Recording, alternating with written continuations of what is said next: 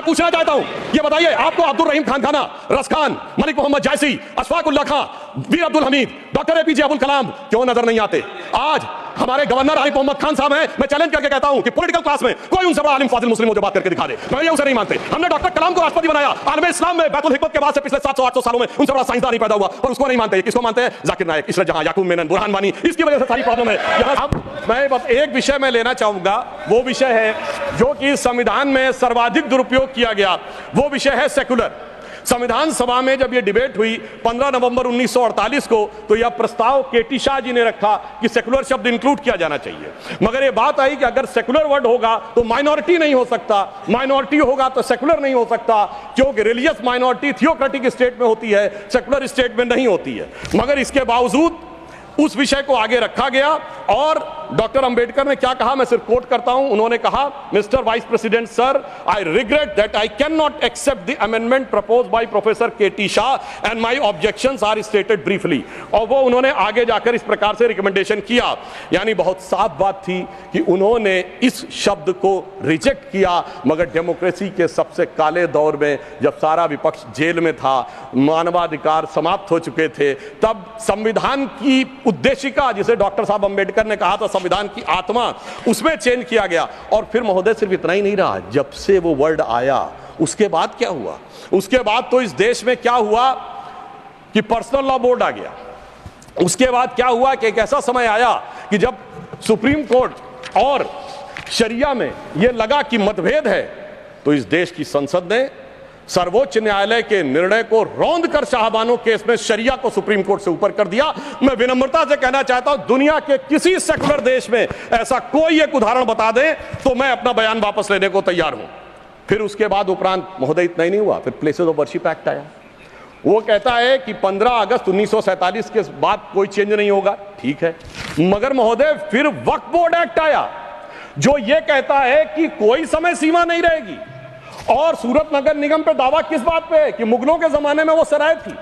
तिरुचिरापल्ली के तिरुचुनेरी मंदिर पे इस बात पे है कि अरकाट के नवाब ने दे दिया था। यानी 200 साल 300 साल पहले के सरकारों के वो फरमान, जो कि सरकारें किस हिसाब से मानती थी। फिर कम्युनल वायलेंस बिल आया। अब मैं सिर्फ संक्षेप में 10 बिंदु बोलना चाहता हूं। जो लोग आज कहते हैं इस संविधान में उन्होंने क्या किया, मदरसा बोर्ड आया, मुस्लिम पर्सनल लॉ बोर्ड, इन सबको संवैधानिक मान्यता, संवैधानिक संरक्षण प्राप्त है। 4 पत्नी रखना, ट्रिपल तलाक, हलाला, मेहरम बालिका से विवाह करना, तलाकशुदा महिला को कोई मुआवजा न देना, हज सब्सिडी, वक्फ बोर्ड। अब मैं कहना चाहता हूं, मैं विनम्रता से कहना चाहता हूं कि इन लोगों ने इस कॉन्स्टिट्यूशन को सेकुलरिज्म का शिकार करते हुए इसको पार्शियली शरिया कॉन्स्टिट्यूशन बनाने का प्रयास किया।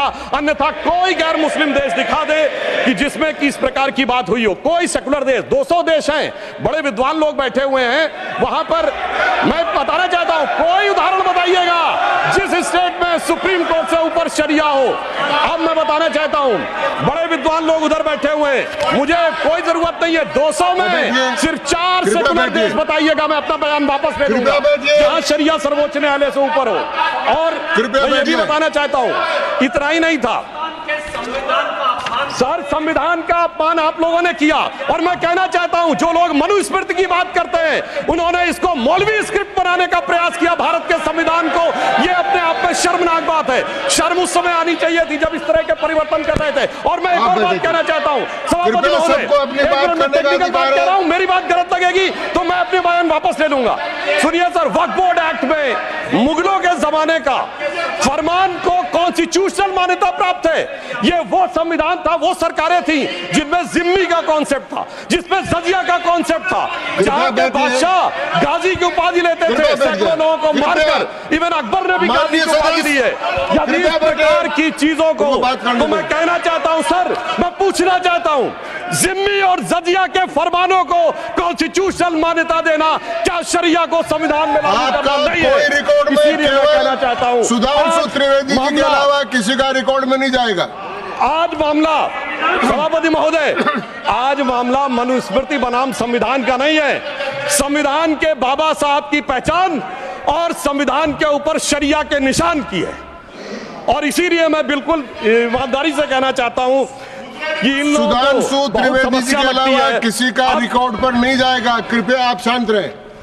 मगर मैं यह भी बात स्पष्ट करना चाहता हूं, हम कोई मुस्लिम समाज के खिलाफ नहीं है, शांति से अगर मुझे एक देश दिखा दीजिएगा जहां शरिया सर्वोच्च न्यायालय से ऊपर हो तब बात करिएगा।